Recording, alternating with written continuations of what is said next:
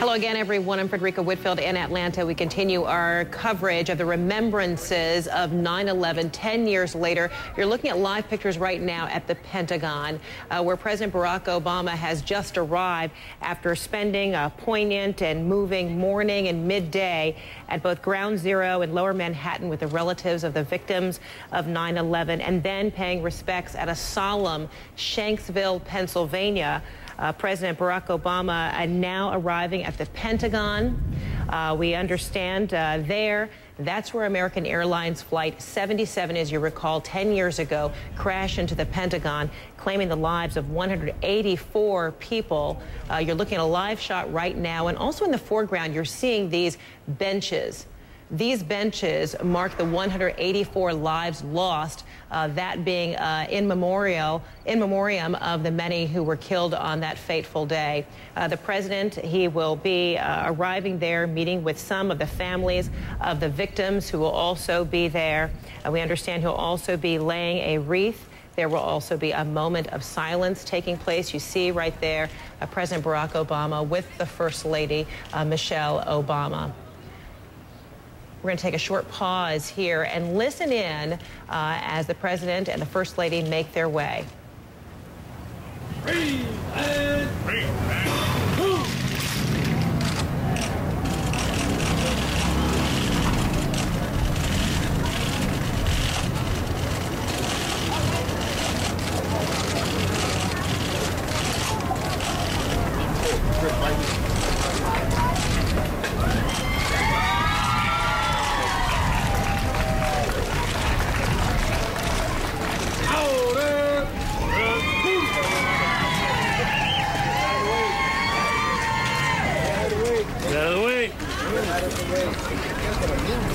Oh, Craig.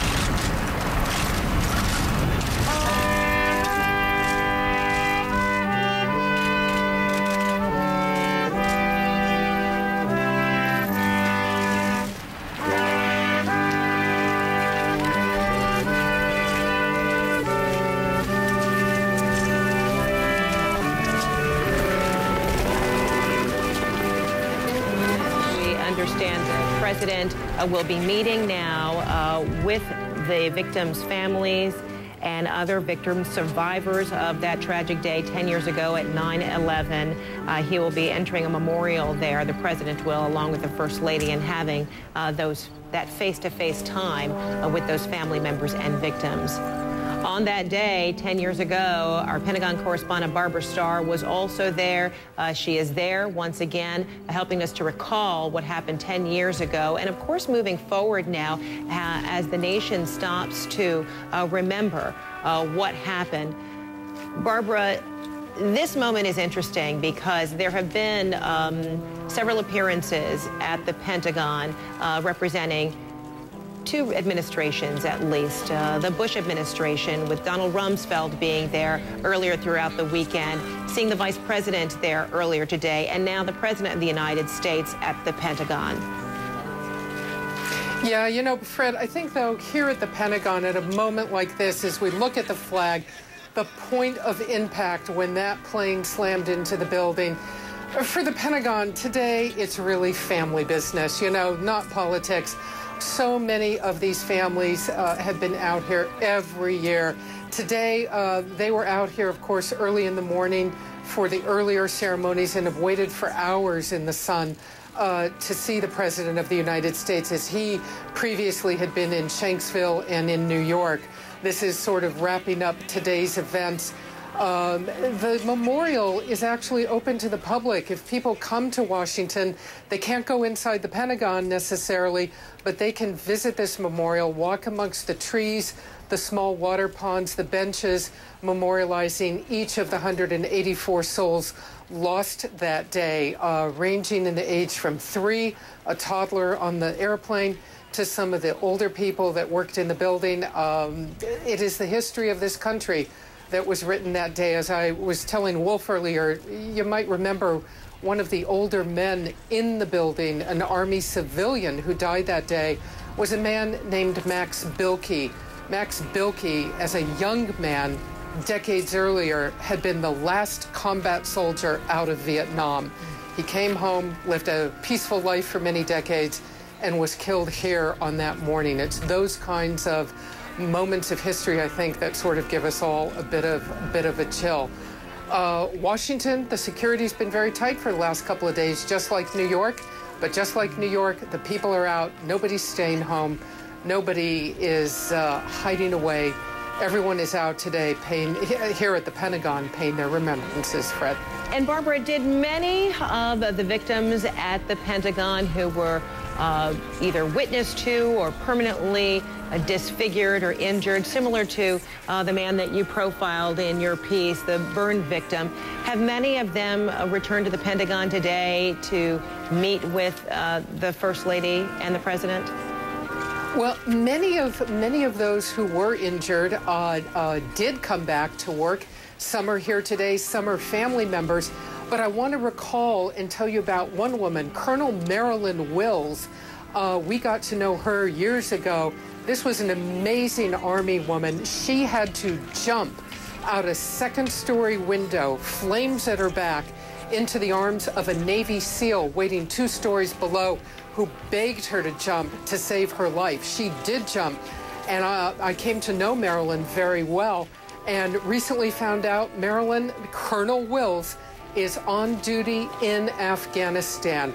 So the Pentagon's a little bit different, I would say, than any other place. So many of the military people have deployed time and time again. They come back, they do a tour of duty here, they go overseas again, as Colonel Wills has. But it's sort of that military family, isn't it, that comes together. And I think even if people in the armed services are not here today, they are watching this and remembering. So many have fallen. Let me also tell you very briefly about another young man, Master Sergeant Benjamin Stevenson, U.S. Army Special Forces. He was killed in Afghanistan in July in a firefight. He was on his 10th tour of duty. So while we pay our respects to those on 9/11, of course, 9/11 was just the first link, wasn't it, in what would become a long line of a decade of sacrifice and duty on the part of the U.S. military, Fred. And Barbara, just looking at the expressions here as the President and First Lady are talking with people, there seem to be an awful lot more smiles, even kind of a jovial presence among people who are meeting the President and the First Lady here at the Pentagon. Well, you know, quite the contrast from what we saw earlier today in Shanksville and in New York. Does this really speak to a certain type of resilience that perhaps the military culture embraces or is exhibiting than in the other 2 locations today? You know, perhaps it does. So many of these people have lived in this world of the U.S. military for so long. I think a lot of Americans are, you know, when they meet the President of the United States, must, whoever is serving at that moment, must just feel a sense of awe and a bit of thrill and a smile at meeting the Commander-in-Chief. But that's it. Here, this is their Commander-in-Chief.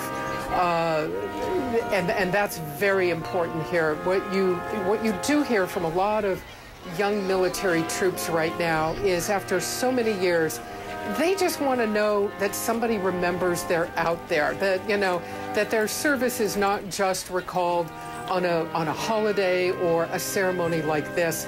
They would just like to be assured that America remembers their serving 365 days a year. That's kind of the feeling that you get when you talk to the troops, when you talk to their families. That's, I think, partially part of the feeling that you're seeing on your screen right now. These people know that every president of the United States appreciates their military service. So it may be just a bit different than New York or Shanksville, but make no mistake, there is always ongoing grief as part of the remembrance here. I think it's just that the military people probably pick themselves up a little bit and put one foot in front of the other because it's what they're trained to do. It's part of their profession, Fred. Earlier, Barbara, Vice President was there having some remarks saying that his memory of the attacks, quote, a declaration of war by stateless actors bent on changing our way of life. The goal, to break us. They did not know us. And earlier, a flag, an enormous U.S. flag, was draped over the impact point there at the Pentagon. Is that still in place? And if so, for how long? Well, we expect the flag to be in place until dusk or sunset today. That is the impact point. 10 years ago, as we all stood outside in utter shock and horror, trying to do our jobs, that flag was unfurled by a group of first responders. If my memory serves, it was firemen, policemen, some Pentagon workers, construction workers that assisted in getting up to the roof. It was very slowly unfurled. There was a slow salute. It was the sign that at the Pentagon, across this country, people were not running away. The flag was out, and Americans were standing up and responding. Here at the Pentagon on that day, the Pentagon never shut down. There were flames, there was smoke, there was terrible devastation. The dead and the wounded were tended to. But I would say that really at the behest of former Defense Secretary Donald Rumsfeld, who refused to leave the building. He just wouldn't go, no matter how much his security people wanted him to. He stayed, so the top generals stayed, so many people stayed and were back in the very next morning in the early hours. This is a place that did not shut down. It kept going. The U.S. military headquarters, I think I've said it before and I will say it again, for the United States military, in this place, on that day, no retreat, no surrender. The dead and the wounded were tended to as they are on every battlefield where the U.S. military fights. And they picked themselves up and began to plan what was necessary ahead. I can remember with utter clarity, as I was walking around outside as the fire was raging, an Army general I knew very well came up to me through the devastation and said, "We are at war." And for someone like myself who'd never been through something like this, that is a moment that stays with you forever, Fred. And perhaps, Barbara, as we continue to look at the pictures of the president there and relatives of the victims at the Pentagon there from 9/11, or taking pictures and, you know, exchanging glances and smiles there, perhaps this is also kind of a moment of exhale.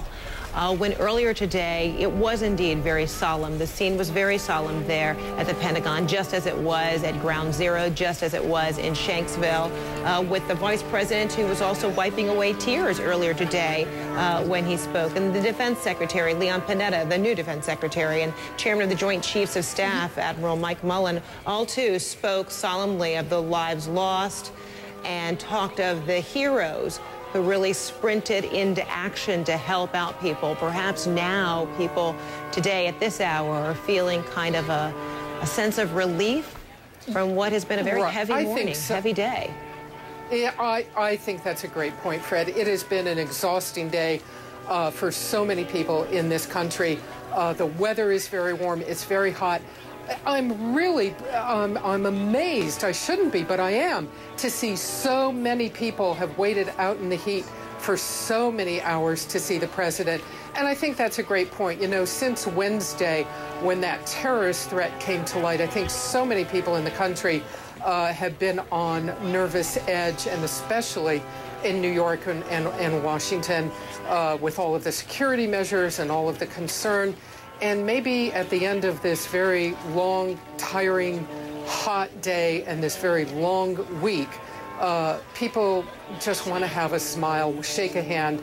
The president certainly saying thank you to those military troops, to the families, and the families, obviously, and these young military people that you see, obviously very delighted to see the President of the United States. And while you and I, Barbara, continue to talk here over these live pictures, we're also going to try to locate some of those sound bites from Joe Biden earlier today at the Pentagon, and we'll try to run those again, too, so people can kind of get an idea of all that's taken place at the Pentagon today. So I wonder, Barbara, if in any way the Department of Defense has been able to say whether the recruitment of military personnel has in any way picked up, or perhaps the pace has remained the same over the past 10 years. We know immediately following 9/11, there was a great spike in interest of people who wanted to sign up to all branches of the military. Over the past 10 years, is there a barometer in which the DOD has been able to measure whether that interest, that kind of drive and compassion has changed at all? You know, I think right after 9/11, we saw that. Then the economy was doing well, and an awful lot of young people might have chosen other careers. As the economy has declined in recent months, what military officers tell us is they see a rise in recruitment because young people, again, looking in some cases for the economic certainty that military service can give them while they join. But one of the interesting things, I think, Fred, is because a decade has passed, think of it this way. The young 18, 19, 20-year-olds Americans that are now joining the United States military were just little kids back on 9/11. You know, we meet 19, 20-year-olds all the time, young Army, Marine personnel. They were 9 and 10 years old back then, maybe not even remembering all that much about this. Some of them do, some of them don't. But we are now getting into the generation of young people joining the military who truly were children back on 9/11. As I said a minute ago, what you're also seeing now is time and time again the repeated deployments, especially for America's special operations forces, such as those who went on the Osama bin Laden raid, because they are so heavily used. We are now seeing them serving 9, 10 tours in the war zone. These are the kinds of things that change military lives and military families forever. You know, it's a mixed picture. There are, as always, tens of thousands who come home from war, resume their lives, move on, and lead very peaceful lives for decades to come. In this war, there are tens of thousands who have struggled when they come home, struggled with unemployment, homelessness, traumatic brain injuries, terrible wounds. I want to tell you, you know, the faces are appearing before me of those troops I've come to know over the years. Lieutenant Andrew Kynard, United States Marine Corps, an amazing young man who only served briefly in Iraq before he was grievously wounded, losing both his legs in the war. Andrew is now a double major at Harvard Law and Harvard Business School as a double amputee, earning degrees at both of those schools, quite determined to go on with his life. We sadly know of so many who have struggled the other way, struggled with homelessness, as I say, but it's a mixed picture, but maybe that's because it has been a decade of war. The American public has never been at war as long as this. And so this is something that is changing the landscape probably forever, Fred. Countless examples of both resilience and recovery. As a Pentagon correspondent, you are at the Pentagon on a regular basis. So when you get to the building, or perhaps there are people that you talk to on a regular basis, do they speak about how they feel that day, the presence of that day with them every day that they enter that building, even 10 years after the fact? You know, I'll speak for myself first and say there is not a day that I think I can possibly forget. When you walk in this building, the security measures, the somberness of what has happened here is something that cannot be forgotten. You know, even in our CNN office here in the press area inside the Pentagon, we have a breakaway window in this office. We have a special window in the event of a fire or a disaster. The window, theoretically, the fire department tells us, should break away and we would be able to escape the building that way. This is a building where there are heavily armed security personnel, as there are in many buildings in Washington. So it's sort of with you all the time. Do people talk about it all the time? No. I mean, I think there's that human healing mechanism where most of the time you're so busy with your daily life or your daily work. But there are those moments. We profiled a man earlier, John Yates, a civilian security worker here in the building who was so badly burned. He is here still working every day. If you see John Yates in the hallway, you know what John Yates went through. So there are still those markers every day, Fred. Yeah, and if not a reminder, there is some resonance. Barbara Starr, thanks so much. We're going to take a short break right now of our continuing coverage of 9/11, 10 years after the fact, a day of remembrance. Again, live pictures right now. The President of the United States at the Pentagon meeting with family members of the victims of the Pentagon, that tragedy on 9/11, 10 years ago. We'll be right back after this.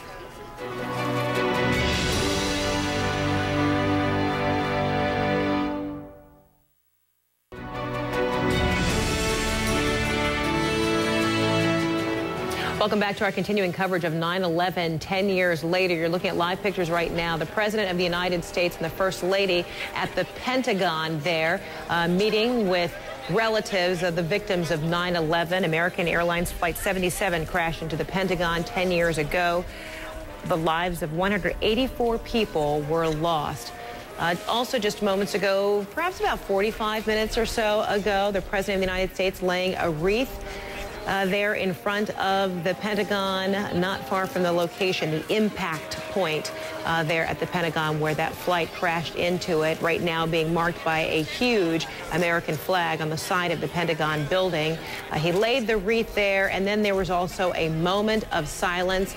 And then earlier today, a very different mood taking place. Right now, seemingly a little jovial, perhaps a real sense of an exhale after a very heavy day. Many of the family members are very excited there to see the President and the First Lady. Earlier today, a very somber setting. The Vice President of the United States, Joe Biden, with these remarks. Al-Qaeda and bin Laden never imagined that the 3,000 people who lost their lives that day would inspire 3 million to put on the uniform and harden the resolve of 300 million Americans. They never imagined the sleeping giant they were about to awaken. They never imagined these things because they did not understand what enables us, what has always enabled us to withstand any test that comes our way. But you understood. And if you notice in the background of Joe Biden as he was speaking, the vice president there, you also saw these remarkable artful-looking benches behind him. Each bench representing each life taken on that dreadful day 10 years ago on 9/11. That is the site of one memorial there outside of the Pentagon. It didn't take long before that memorial was erected. Pentagon correspondent Barbara Starr with us now. You were there at the Pentagon on 9/11. You have been there throughout the day as well, helping people remember what happened and how the Pentagon has been able to move forward, how so many lives have been able to move forward and become even more resilient, show even greater resolve than ever before, 10 years after the fact. Barbara? Well, you know, Fred, maybe part of that at the Pentagon is because the building was repaired and rebuilt within 1 year. I mean, really, a year to the day. The construction workers, the Pentagon leadership, they worked around the clock, day and night. This became a construction zone. They were determined to get the building repaired. You know, that took away the physical scar that the country could no longer see. The deeper scars, of course, are within the military families, the military people who served. But as you look at that building right there and you look at the flag hanging, that was a place of utter devastation 10 years ago. Flames 5 stories tall, the roof collapsing, the fire department trying desperately to put out the fire, people trying to go in and save whoever they could. It was extraordinary that more lives were not lost, in no small part because where the plane hit was not a fully occupied section of the building at the time. The terrorists certainly didn't know that. It was a part of the building that had been renovated, actually, and had a lot of stronger construction measures in it. The Pentagon was 60 years old 10 years ago. And so this is a building that was potentially fragile until this renovation was recently completed around the entire building. It was quite a thing there was quite a ceremony here when it all reopened. I think people were very relieved at that point in a way, but maybe some of it took away the country's ability to, recall, because in New York, of course, it has taken some time for that rebuilding and the memorials there to come to pass. Shanksville, a rural area. Here at the Pentagon, they were determined to get on with it and get the building fixed and get it repaired. And Barbara, we're going to stay outside of the Pentagon with these live pictures of the President of the United States shaking hands with relatives of the victims, etc. But tell me about inside. Apparently, there are some memorials inside that pay homage to the lives lost and the heroism that was displayed. You bet. Let me tell people, it's a secure building, so you can't just wander in. But if you could, or you could get permission to come in, where that flag is, down on the first floor, there is a memorial chapel. Services of all denominations are held there, Catholic, Jewish, Islamic, everything. Throughout a week, services of all faiths are held there. But at that chapel inside the building, just below the flag, there is also a memorial wall where the names are inscribed, as we now see in so many memorials, of all 184 souls lost. When we have visiting dignitaries at the Pentagon, often they come to this chapel to pay their respects. There is another small memorial area where the Navy Command Center was, where so many people were killed. There is in the hallway where there are Army offices where the plane hit. There is a memorial to those lost in that Army office. Their photos are up in a permanent display. They are remembered every day by their co-workers. You see this kind of thing throughout the building. If you work here, as we do as journalists who cover the building, there's a lot of, after 10 years, there's a lot of people who've come to work here who weren't there that day. They're over the last 10 years, life moves on, people come and go. So often it seems very odd to me, but you see people standing at these displays inside the building trying to figure out, is this where the plane hit? Is this where the wreckage was? Is this where there was that open, gaping wound in the building? For those of us who were here, every step of the way. But other people new to the building are learning all about it every day, Fred. Barbara Starr, thank you so much. Those memorials in so many different ways paying homage to the lives lost, the heroism displayed. And at this moment, the President of the United States, along with the First Lady, giving thanks to a number of the relatives of those victims, and in large part, kind of helping to bring some relief that a lot of people have been feeling like they needed all day long after a very heavy, somber day, paying respect to the 3,000 and some people, Americans killed on 9/11 10 years ago at the Pentagon, in Shanksville, Pennsylvania, and in New York's Ground Zero. We're going to continue our coverage of a day of remembrance after this.